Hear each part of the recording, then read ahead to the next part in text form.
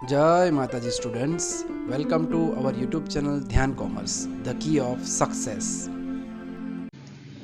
જય માતાજી વિદ્યાર્થીઓ મિત્રો, હવે આપણે ધોરણ 12 ની અંદર આંકડાશાસ્ત્રમાં વિભાગ 2 તરફ આવી ગયા છીએ.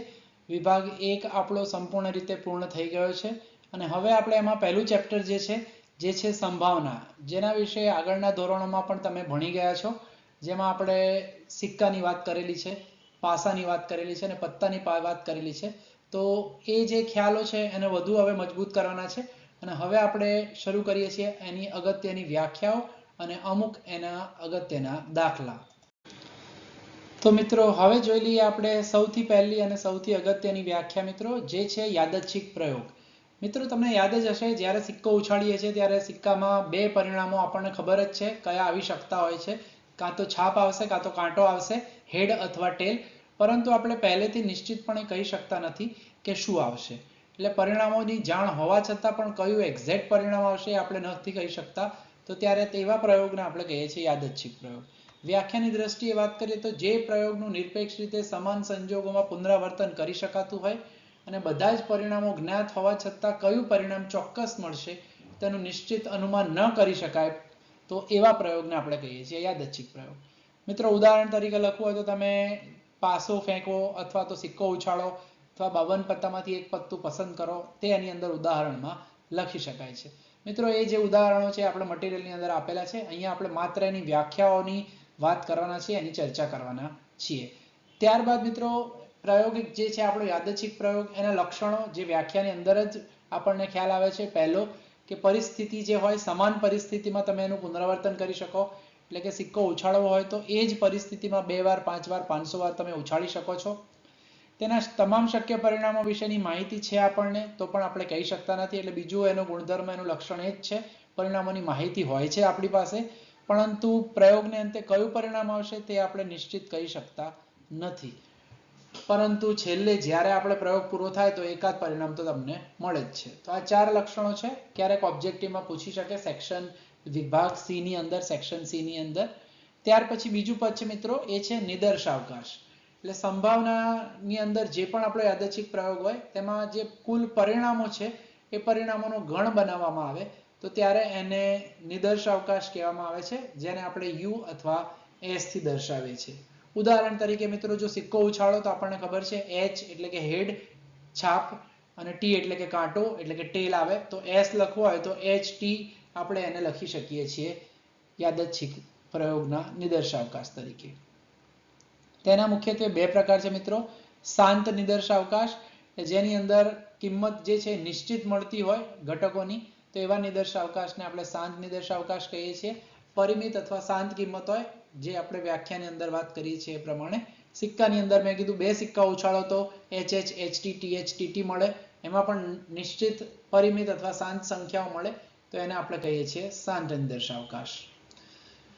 એ જ રીતે સમતોલ પાસાનું ઉદાહરણ અહીં આપણે આપ્યું છે. તેમાં તમે પાસો ઉછાળો તો 1 2 3 4 5 6 મળે. એટલે 1 2 3 4 5 6 ને સમાવતો આપણો નિદર્શાવકાશ આપણને મળી શકે છે. છગડીયા કૌંસમાં લખીએ ગણના સંદર્ભમાં તો એ આપણો શાંત નિદર્શાવકાશ થાય છે. બીજું જે છે અનંત નિદર્શાવકાશ, જેનો અભ્યાસ બહુ ઓછો કરવાનો આવશે, દાખલાઓમાં બહુ ઓછી જગ્યાએ આવશે, પરંતુ ચર્ચા કરવી પડશે કારણ એ આપણા પ્રકારમાં આવે છે. તો જે નિદર્શાવકાશની ઘટકોની સંખ્યા પરિમિત ન હોય, એટલે કે શાંત ન હોય, તો એને આપણે અનંત કહીએ છીએ. ફોર એક્ઝામ્પલ આપણે કહીએ કે 52 પત્તાના ઢગલામાંથી લાલનો એક્કો ન મળે ત્યાં સુધી પત્તું લેવાના પ્રયોગને આપણે અનંત નિદર્શાવકાશ તરીકે ગણીએ. કારણ ઘણીવાર એવું બને કે હું 5 વાર, 10 વાર, 50 વાર, 60 વાર, 70 વાર, 100 વાર એ લાલનો એક્કો ન પણ મળી શકે અને કદાચ કોઈક વારમાં બીજા ત્રીજા પ્રયત્નમાં મળી જાય. તો મિત્રો, આ જે છે એને અનંત નિદર્શાવકાશનું ઉદાહરણ આપણે કહીએ છીએ. ત્યારબાદ મિત્રો, હવે છેલ્લી એક વ્યાખ્યા જોઈ લઈએ, પછી એક બે નાના નાના દાખલાઓ જોવા છે. નિદર્શ બિંદુઓ. નિદર્શાવકાશના જે પણ ઘટક હોય, એટલે કે ધારો કે સિક્કો ઉછાળીએ એચ ટી, એને આપણે લખીએ છીએ આપણા ગણની અંદર, એટલે કે નિદર્શાવકાશમાં. તો એ બંને જે જવાબ એચ અને ટી છે એ ઘટકને આપણે કહેવાના છીએ નિદર્શ બિંદુઓ. તો મિત્રો, હવે આ જે આપણે થિયરીની અંદર, વ્યાખ્યાની અંદર વાત કરી તેને જ આપણે હવે જોઈ લઈએ આપણા દાખલામાં. તો સ્વાધ્યાય 1.1 ની અંદર મિત્રો, હવે આપણે જોઈ લઈએ પહેલા દાખલાની અંદર, જેમાં નોર્મલ માત્ર આપણને સંભાવના માટે નિદર્શાવકાશની વાત કરવાની છે. યાદચ્છિક પ્રયોગ આપેલા છે, જેમાં પહેલો યાદચ્છિક પ્રયોગ મિત્રો આપણી સમક્ષ રેડી છે, જેમાં આપણને કહે છે કે એક સમતોલ સિક્કાને 3 વખત ઉછાળવામાં આવે છે. હવે મિત્રો આપણને ખબર છે કે સિક્કાને આપણે એક વખત ઉછાળીએ તો કાં તો H આવશે કાં તો T, એટલે છાપ આવશે અથવા કાંટો આવશે. તો માત્ર એક વખત ઉછાળવામાં આવે તો એનો નિદર્શાવકાશ U બરાબર HT થાય. અને જો 2 વાર ઉછાળીએ તો એ ટૂંકમાં કાર્તેઝીય ગુણાકાર થાય HT ગુણ્યા HT. એટલે પહેલો H સાથે એટલે કે HH, ત્યારબાદ પહેલો HT સાથે એટલે કે HT, પછી T સાથે H અને T સાથે T. એટલે ટૂંકમાં 4 પરિણામો મળે. પ્રથમ સિક્કા ઉપર H આવે તો બાકીના બે જે છે બીજા વિભાગ ઉપર T મળી શકે અથવા H મળી શકે. પ્રથમ સિક્કા ઉપર T આવે તો બીજા સિક્કા ઉપર H અથવા T મળે. એમ કુલ આપણને 4 પરિણામો અહીંયા મળી શકે છે. હવે આ જ વસ્તુને આગળ લઈ જઈએ તો 3 વખત જો સિક્કાને ઉછાળવામાં આવે તો 2 વખતનું પરિણામ આપણી સામે અહીંયા છે જ.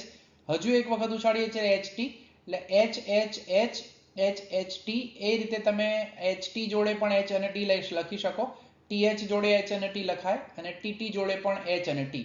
એટલે કુલ 8 પરિણામો મળે છે. મિત્રો સિક્કાની અંદર 2 પરિણામો હોય છે, 3 વખત ઉછાળો એટલે એનું સૂત્ર બને 2 ની 3 ઘાત, એટલે કે 8 જવાબો મળી શકે. જો તમે 4 વખત ઉછાળો તો 2 ની 4 ઘાત 16 જવાબ મળી શકે છે. 2 વખત ઉછાળો તો 2 ની 2 ઘાત એટલે કે 4 જવાબ મળી શકે છે. તો મિત્રો આ રીતે તમે ઓબ્જેક્ટિવ માટે જ આ નાનો વિભાગ છે, જસ્ટ આઈડિયા મળે એટલે આપણે નાના નાના દાખલાઓ પણ જોઈ રહ્યા છે અહીંયા. જો હવે જોઈ લઈએ બીજો દાખલો. 6 બાજુવાળો એક સમતોલ પાસો અને એક સિક્કો. હવે મિત્રો પાસાની અંદર આપણને ખબર છે કે 6 આંકડા અંકિત હોય છે, ટપકા હોય 1 2 3 4 5 એમ કરી 6 બાજુ ઉપર. તો પાસો ઉછાળવામાં આવે તો તેનો નિદર્શાવકાશ U બરાબર 1 2 3 4 5 6 હશે. સિક્કા માટે તો હમણાં જોયું જ છે આપણે HT. આ બંનેને સાથે ઉછાળવામાં આવે એટલે એને આપણે મર્જ કરીએ, જેમ આપણે ઉપર હમણાં 2 વખત સિક્કો ઉછાળ્યો તો HT ગુણ્યા HT કર્યું, એ જ રીતે અહીંયા બંને નિદર્શાવકાશનો ગુણાકાર કરીએ એટલે 1 2 3 4 5 6 ગુણ્યા HT, એટલે 1 જોડે H આવશે, 2 જોડે H, એ રીતે 6 જોડે H, એ જ રીતે 1 જોડે T થી લઈને 6 જોડે T. તો આ પણ એક નાનકડો ઓબ્જેક્ટિવ ટાઈપનો દાખલો થઈ જાય છે, જે 1 માર્કની અંદર તમને વધુ સેક્શન C વિભાગ C માં 2 માર્કની અંદર એ લોકો પૂછી શકે છે. હવે તેવો જ એક દાખલો લઈ લઈએ ત્રીજો. પછી આપણે હજુ ઘણી બધી ટર્મ્સ જોવાની છે, અમુક પદો જોવાના છે, વ્યાખ્યાઓ જોવાની છે. હવે જો 5 વ્યક્તિઓ આપેલી છે A B C D E, એમાંથી 2 વ્યક્તિઓની પસંદગી કરવાની છે યાદચ્છિક રીતે. હવે મિત્રો પસંદગી જ્યારે પણ આવે ત્યારે સંચય આવે છે, આપણે આગળ 11મા ધોરણમાં ભણી ચૂક્યા છીએ.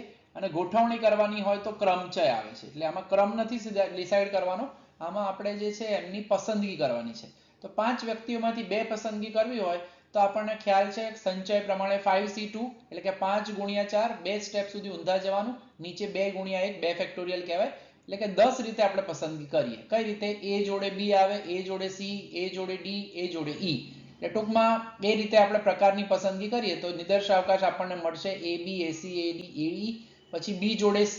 આમાં BA આપણે નથી લખતા કારણ ક્રમનું મહત્વ નથી હોતું સંચયમાં, એટલે BC BD BE, અને એ જ રીતે C સાથે C જોડે D, C જોડે E અને છેલ્લે D જોડે E. તો આ રીતે આપણે સુંદર મજાના 3 નાનકડા દાખલાઓ જોયા છે. હવે આપણે દાખલાઓમાં આગળ બીજા લેક્ચરમાં જઈશું, પણ હવે અગત્યના અમુક પદો છે, વ્યાખ્યાઓ છે, અમુક જે વેન આકૃતિ છે જે પરીક્ષામાં પૂછાય છે, તો એ પણ આપણે જોવાના છે. તો જોઈ લઈએ હવે બહુ જ અગત્યના પદો. તો મિત્રો હવે જોઈ લઈએ આપણે અગત્યની વ્યાખ્યાઓ, જેની અંદર સૌથી પહેલી વ્યાખ્યા છે એ છે મિત્રો ઘટના. યાદચ્છિક પ્રયોગમાં આપણે વાત કરી હતી કે જો સિક્કો ઉછાળવામાં આવે તો તમને જે પરિણામો મળતા હોય એટલે કે H અને T, એ પરિણામોને આપણે ગણની અંદર લખીએ તો એને નિદર્શાવકાશ કહીએ છીએ. તો એ નિદર્શાવકાશના જે પણ ઘટકો હોય એટલે જે પણ પરિણામ છે મિત્રો, એમને કહેવાય છે ઘટના. તો વ્યાખ્યા એકદમ નોર્મલ છે. યાદચ્છિક પ્રયોગના નિદર્શાવકાશના કોઈ પણ ઉપગણને ઘટના કહે છે. તેને અક્ષરો વડે ABC વડે દર્શાવીએ છીએ આપણે. યાદ રાખજો, યાદચ્છિક પ્રયોગના પરિણામોને આપણે ઘટના કહીએ છીએ, ઉપગણ એટલે કે જે પરિણામ મળતા હોય એને જ આપણે ઘટના કહીએ છીએ. વધુ માહિતી મિત્રો આપણા મટીરિયલમાં છે. અહીંયા આપણે માત્ર એમના અર્થ જોઈએ છીએ. મટીરિયલની અંદર થિયરીમાં તમને ઉદાહરણ સાથે આખું વ્યવસ્થિત આપેલું છે કામ. ઓનલાઈન લેક્ચરમાં બધી વસ્તુ હું આવી રીતે પાવર પોઈન્ટમાં સમજાવવાનો નથી. ત્યારબાદ અશક્ય ઘટના. ઘટનાના વિવિધ પ્રકારો છે. નામ ઉપરથી છે મિત્રો, જે ક્યારેય શક્ય ન બને.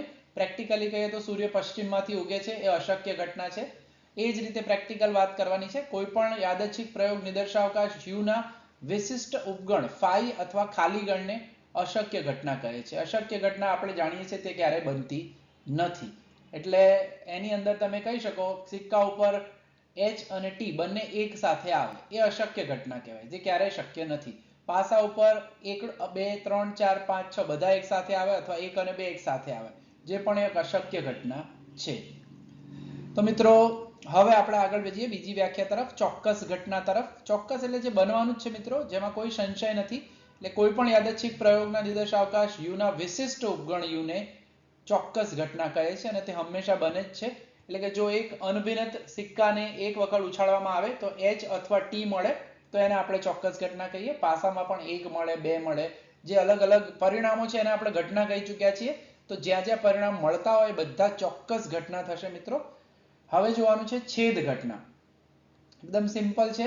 A અને B નિદર્શાવકાશમાંથી કોઈ પણ ઘટનાઓ હોય તો ઘટના A અને B બંને એક સાથે બને તો ત્યારે તે ઘટનાને A અને ઘટના B ની છેદ ઘટના કહે છે, જેને સંકેતમાં મિત્રો A છેદ B વડે આપણે દર્શાવીએ છીએ.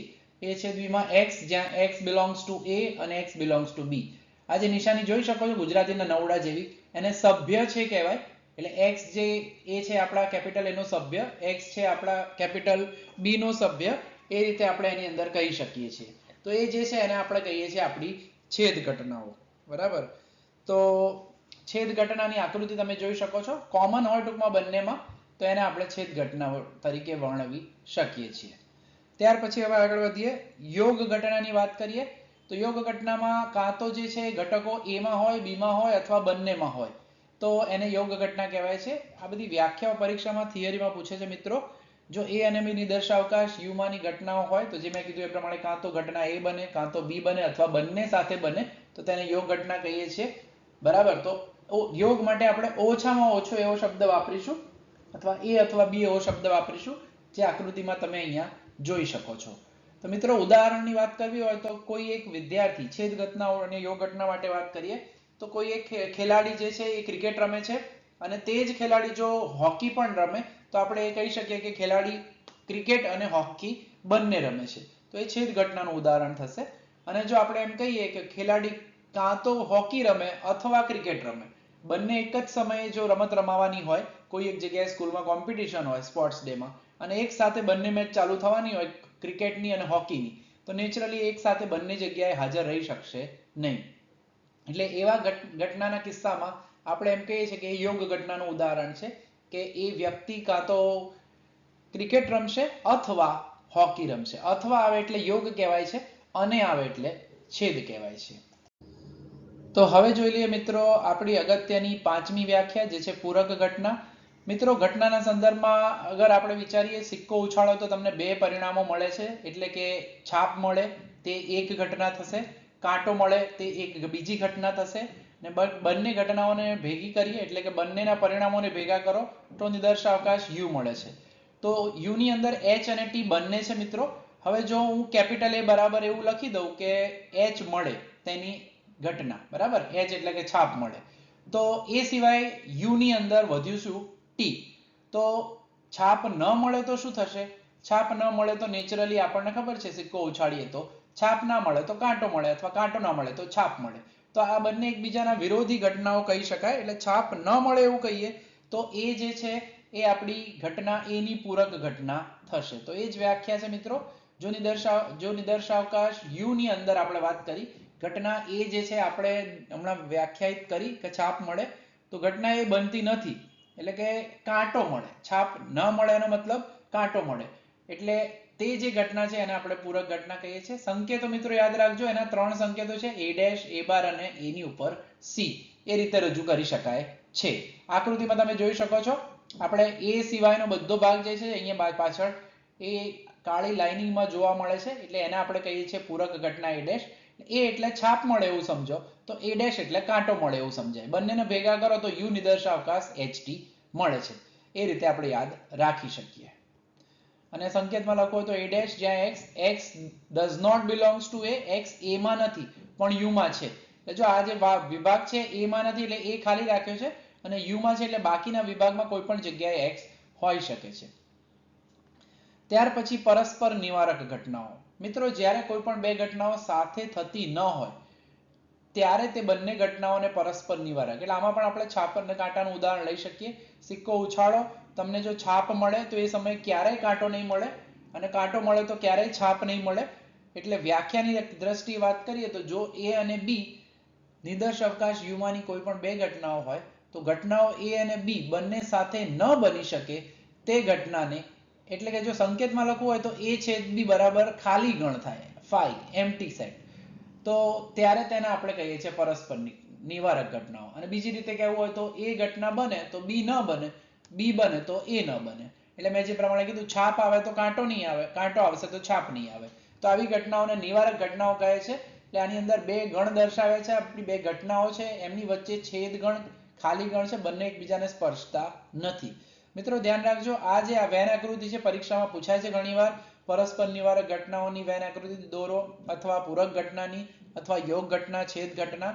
તો એ વખતે ખાસ આ આકૃતિઓ, વેન આકૃતિઓ પણ ખાસ ધ્યાન રાખજો. ત્યારબાદ નિશેષ ઘટનાઓ.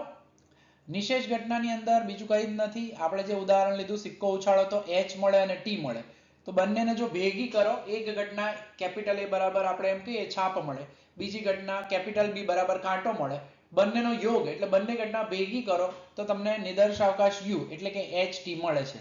તો તેને આપણે કહીએ છીએ પરસ્પર નિશેષ ઘટનાઓ. હવે મિત્રો છઠ્ઠો અને સાતમો મુદ્દો, જે ઉદાહરણની અંદર ભેગું ગણી શકાતો હોય, જેમ કે આપણે વાત કરી કે સિક્કો ઉછાળીએ તો H અને T મળે, બંને એક સાથે ક્યારેય શક્ય બનવાના નથી, પણ બંને પરિણામોનું યોગ ગણ કરીએ તો આપણને U મળશે. તો એવી ઘટનાઓને પરસ્પર નિવારક અને નિશેષ ઘટનાઓ કહે છે. એટલે જો A અને B નિદર્શ અવકાશમાંની કોઈ ઘટના એવી હોય જેના માટે હમણાં મેં સમજાવ્યું એ રીતે A યોગ B બરાબર U, A એટલે છાપ, B એટલે કાંટો, યોગ કરો તો U એટલે HT મળે, પણ A છેદ B છાપ અને કાંટામાં છેદગણ ન થાય, કોમન નથી કશું. તો નિવારક અને પરસ્પર નિશેષ ઘટનાઓ આપણે ત્યારે એમને કહી શકીએ છીએ. બરાબર. પણ બધી જ પરસ્પર ઘટનાઓ નિશેષ ઘટનાઓ હોય, અથવા બધી જ નિશેષ ઘટનાઓ પરસ્પર નિવારક હોય એવું જરૂરી નથી. બંને સામાન્ય રીતે તમને જોવા મળે એ વિભાગ આપણે એમાં ગણી શકીએ છીએ, પણ બધું જે છે એ કોમન સેટ થાય એવું હોતું નથી કે જે નિવારક હોય 100% બધામાં નિશેષ ઘટનાઓ હોય એવું જરૂરી નથી. તો મિત્રો આ વ્યાખ્યાઓ છે આટલી આપણી. નેક્સ્ટ સેશનમાં મિત્રો આપણે સ્વાધ્યાયની અંદર આ દાખલા જોવાના છીએ. અમુક 1 2 3 પદો જ બાકી છે તે પણ જોઈશું, અને બોર્ડ ઉપર આપણે રેગ્યુલર થોડા મોટા દાખલાઓ છે એનું કામ શરૂ કરવાના છીએ. પણ આ ચેપ્ટરનો આ વિભાગ બહુ જ અગત્યનો છે. થિયરીમાં પરીક્ષામાં સેક્શન B C ની અંદર ઘણીવાર વ્યાખ્યાઓ પૂછાઈ જાય છે. તો સરસ રીતે આ બધો વિભાગ તૈયાર કરજો. નેક્સ્ટ સેશનમાં આપણે મળીશું બીજા દાખલાઓ અને 2 3 પદો સાથે. જય માતાજી. Thank you. Please like, subscribe, share and press bell icon for notification. Thank you.